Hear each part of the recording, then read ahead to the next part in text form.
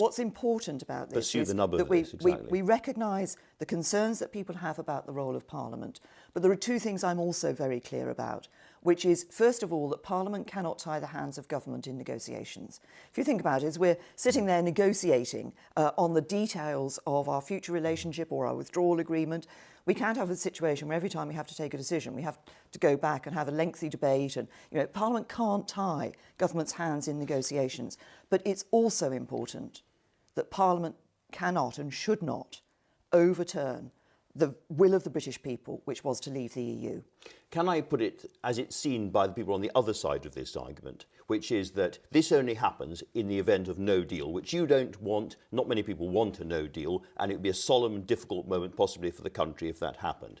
And they say that Parliament, as our sovereign legislative and decision-making body, ought to have, as it were, a hand on the wheel or some sense of guiding the country about what happens next, and that your amendment doesn't allow them really to do that, and their amendment did. And therefore it is about the centrality of Parliament. And after all, this is all about reclaiming sovereignty of Parliament. Well, it is, and Parliament is, we've always said that Parliament was going to be able to express its view on this issue, to have a meaningful vote on this issue. There's a debate about what those words mean. I've listened carefully to the concerns. I've put an amendment down that I think balances this issue of the role of Parliament together with the need for us to ensure that we don't overturn the decision of the British people.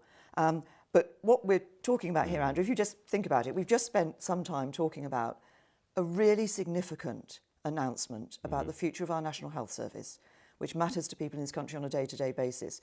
What we're now discussing is whether a particular motion in the House of Commons should be amendable or unamendable. Well, that's the other side of this. That's what I'm clear about is that we need to recognise the role of Parliament, but ensure that government's hands can't be tied in negotiations, and that Parliament does not overturn the will of the people.